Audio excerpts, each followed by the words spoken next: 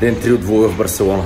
Ако съм Рошав, след 9:35 отиваме за закуска и после се отправяме към Ла Масия.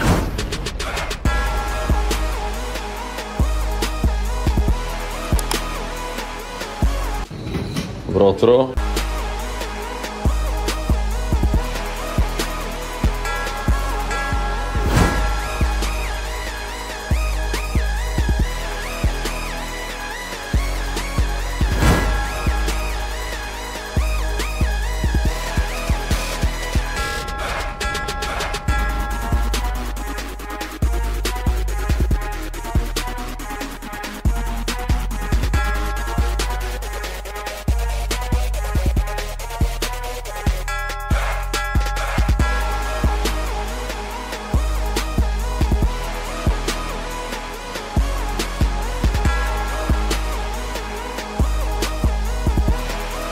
Айде!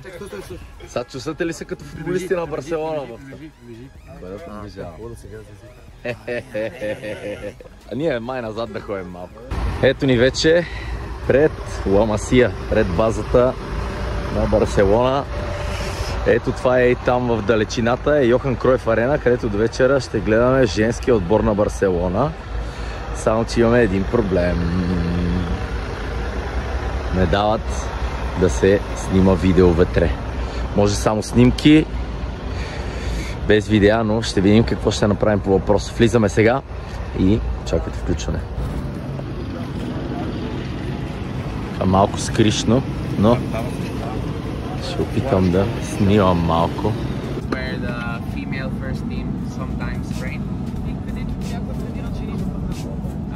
Some friendlies, Barça B also sometimes trains here, and even when we invite another professional club, because they play against Espanyol or something, they ask us to train here in the sports city and we allow them to train here.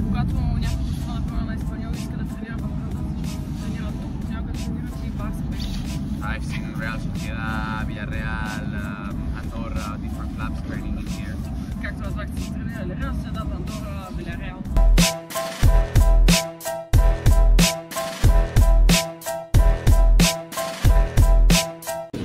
Що ни казаха, това е току-що сменена трева, хибридна, 6% естествена трева и останалото е изкуствена.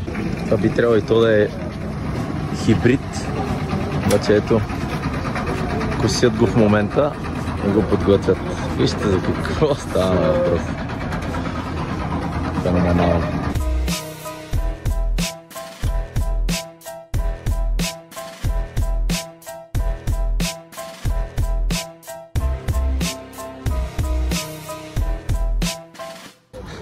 Нещо много интересно.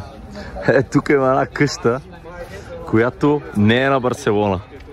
Хората не искат да я продадат и тя се намира точно по средата на Ла Масия. И нямат право да я бутнат, нямат право нищо да я направят. Просто е заградена, хората си влизат с някакъв ограничен достъп, private, и си се намират по средата на академията.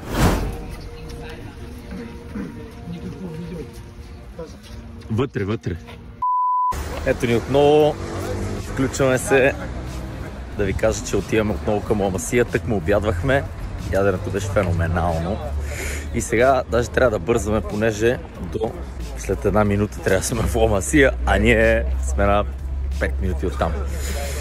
Леко закъсняваме, но нищо не е както трябва да бъде по план тук, така че ети сварите си. Ами, тръгваме. Изгледахме доста тренировки, но за съжаление не дават да снимаме. И гледахме много интересни неща, честно казано, но нямаше как да ви покажа. И сега отиваме да гледаме женския отбор, който започва след може би по-малко от 15 минути, така че бързаме да идем да влезем на матча и да гледаме. Айде!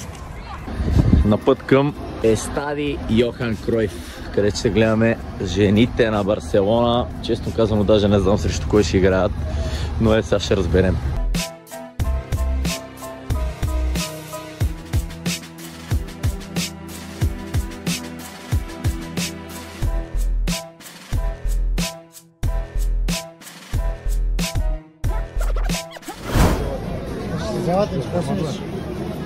Били ли сте на Йохан Круйф Арена, а?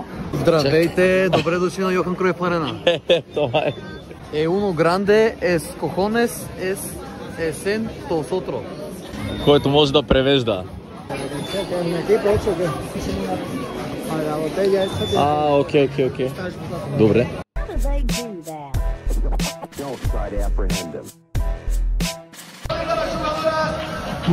Стари Йохан Круйф.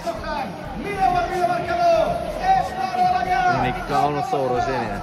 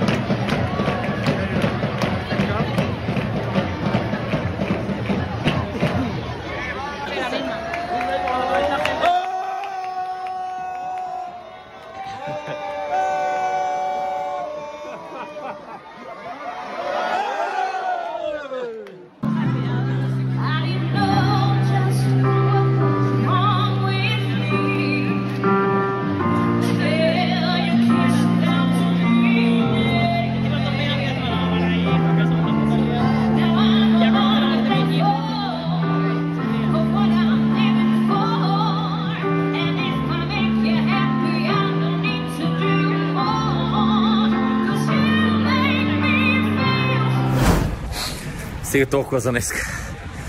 Тръгваме си от матча, отиваме към хотела и се скапваме, защото сме мега изморени. Сутринта сме излезли и чак сега се прибираме, а вече е 11 часа точно време.